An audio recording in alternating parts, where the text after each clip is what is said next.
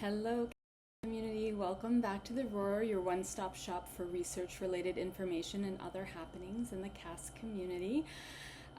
So we are almost at August, hard to believe, but that means it is time for our annual global fundraiser, Make A Splash for CASK.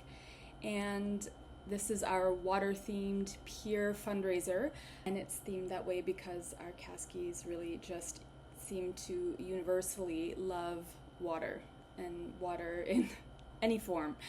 So this year, we reflected on what we did last year, what worked well, what we could improve upon, and although I need to give another shout out to everybody who participated last year because it was just a success beyond I wouldn't say our wildest dreams, because we knew you're in the rare disease drug development space. Our wildest dreams are still pretty big, but it was much more than we anticipated, and we're so grateful to everybody who participated.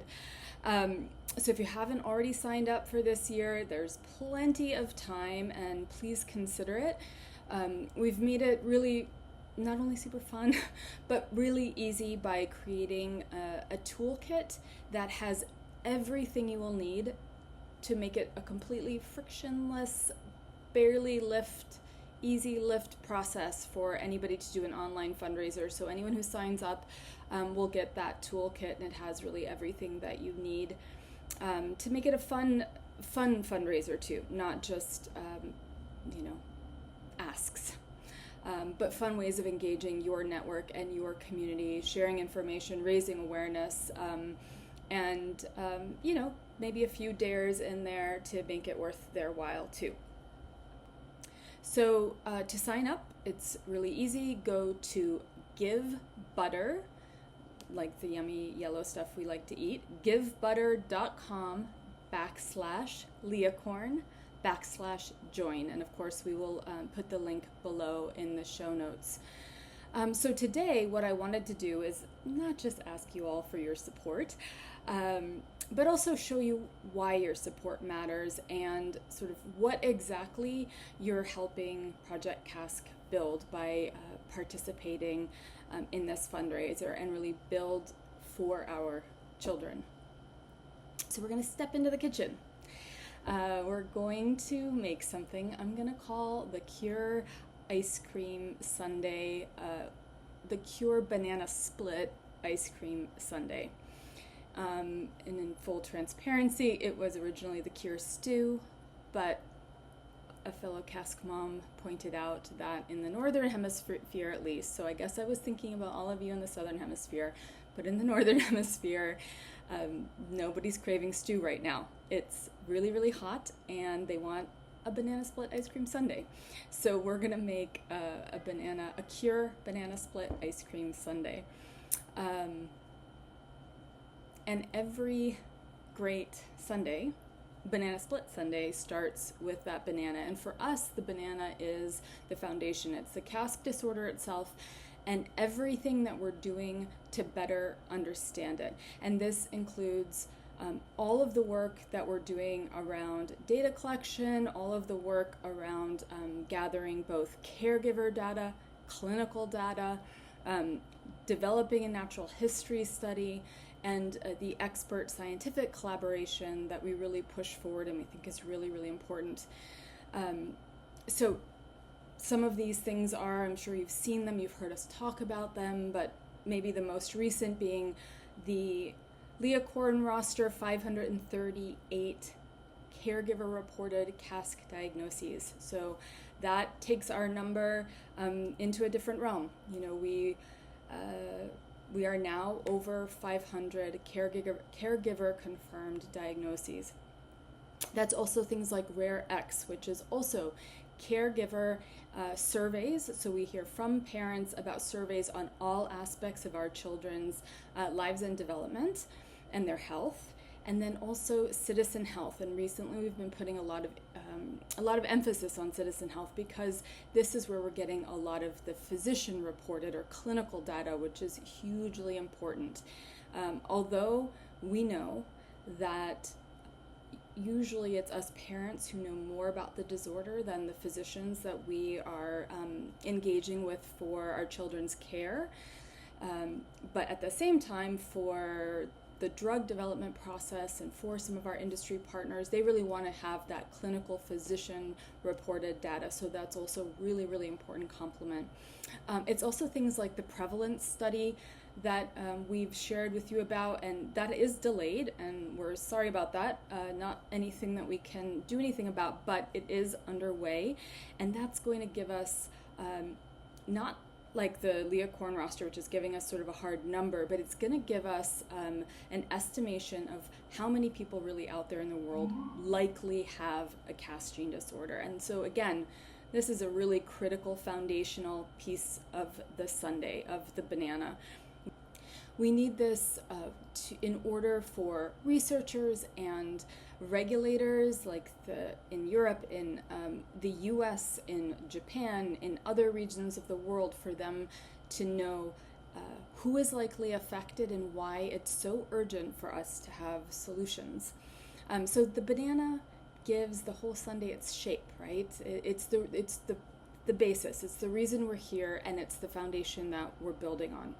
So many of those tools, that we support, that we share with you, that we encourage you to participate in, this is why we do that, right? It's the banana.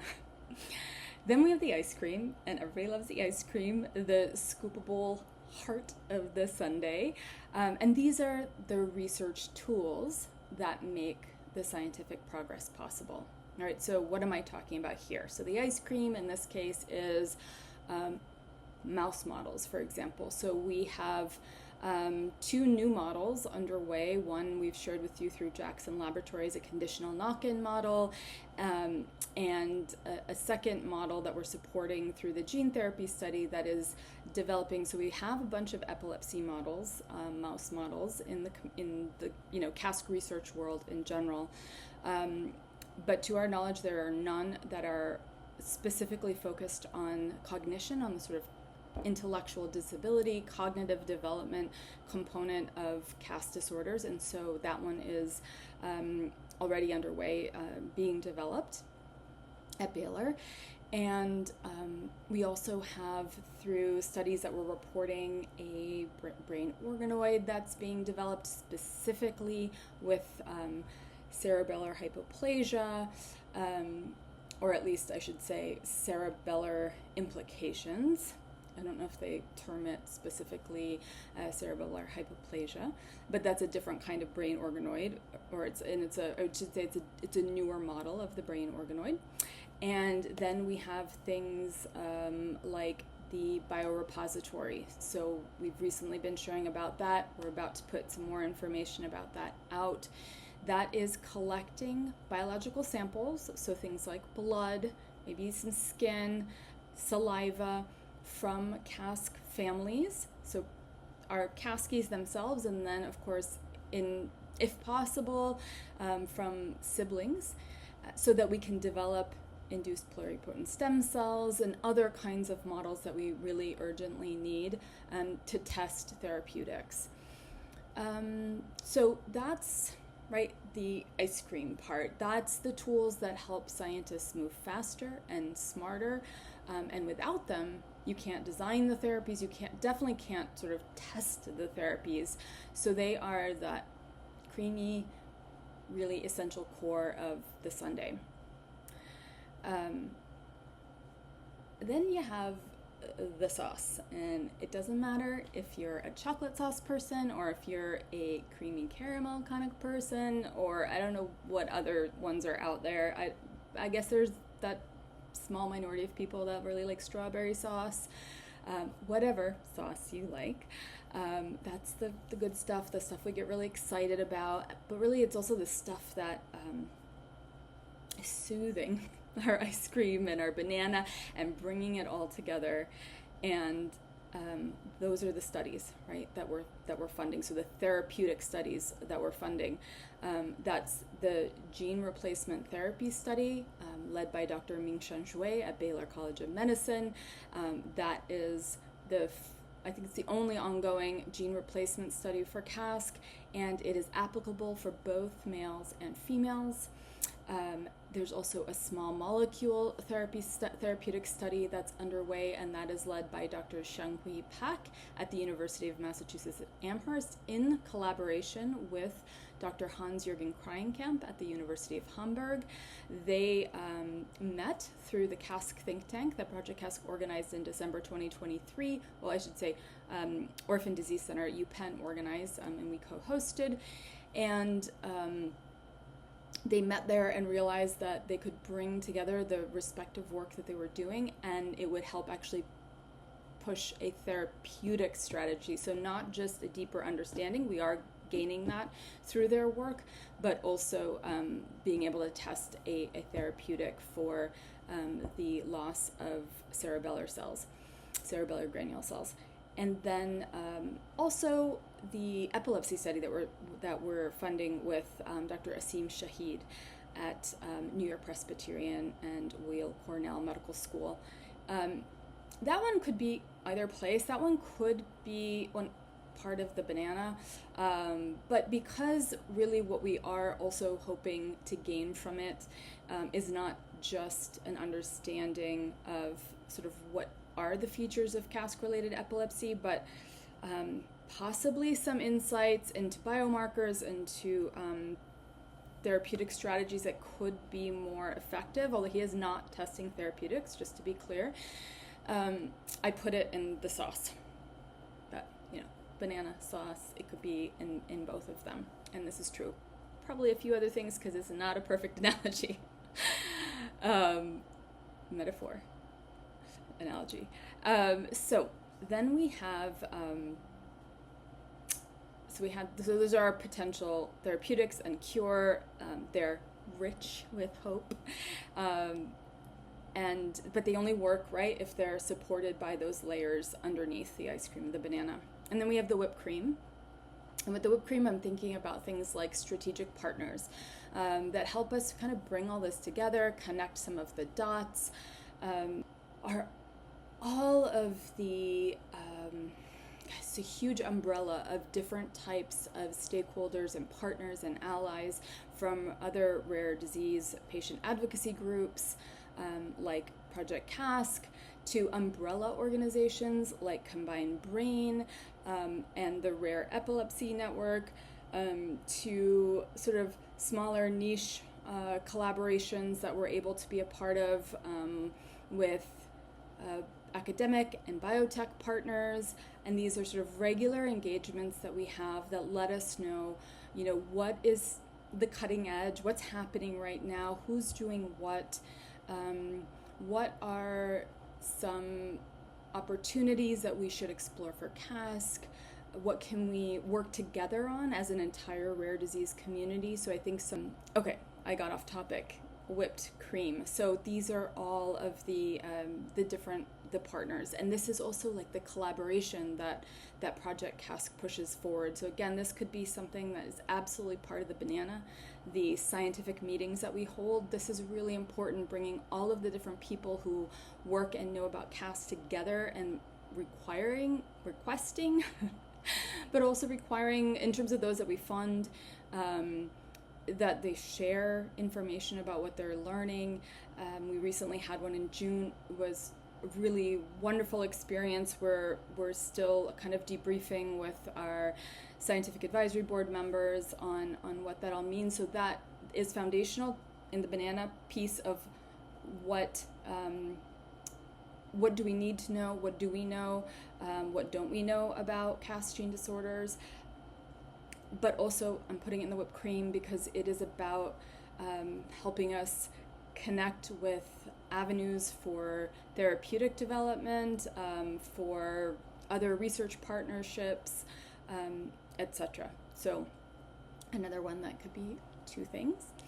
And then, of course, there's the cherry.